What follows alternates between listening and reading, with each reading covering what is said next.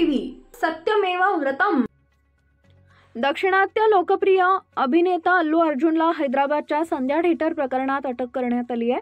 पोलिसांनी त्याला अटक केली आहे। 4 डिसेंबर रोजी चित्रपटाच्या स्क्रीनिंग दरम्यान थिएटरमध्ये झालेल्या गोंधळात एका 35 वर्षाच्या महिलेचा मृत्यू झाला होता।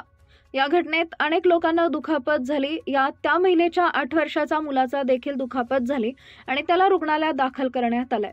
पोलिसांनी या घटनेसाठी अल्लू अर्जुन आणि थिएटरचं सगळं काम सांभाळणाऱ्यावर तक्रार दाखल केली होती। तर ज्या महिलेचं या चिंगराचिंगरीत निधन झालं तिचं नाव रेवती असल्याचं म्हटलं जातंय। महिलेच्या कुटुंबियांच्या तक्रारीनंतर पोलिसांनी अर्जुन, त्याची सुरक्षा टीम आणि थिएटर व्यवस्थापनाविरोधात 4 डिसेंबर रोजी गुन्हा दाखल केला।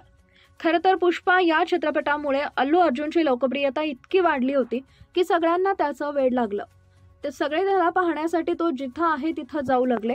अशात पुष्पा 2 प्रदर्शित झाल्यानंतर त्यानंतर अल्लू अर्जुन हा चित्रपटच्या प्रीमियरला पोहोचला। दरम्यान यावेळी एवढ्या संख्येने लोक गर्दी करतील अशी अपेक्षा अल्लू अर्जुनला नव्हती।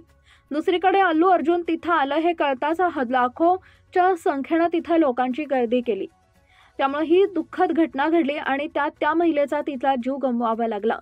स्थानिक मीडिया रिपोर्टनुसार त्याला चिकडपल्ली पोलीस ठाण्यात नेण्यात आलंय।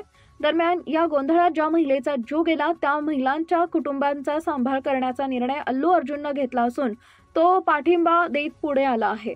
त्यानं या घटनेवर वाईट वाटत असल्याचं सांगत पीडित कुटुंबाला आर्थिक मदत करण्याची घोषणा करत 25 लाख रुपये नुकसान भरपाई देण्याचं म्हटलेलं आहे।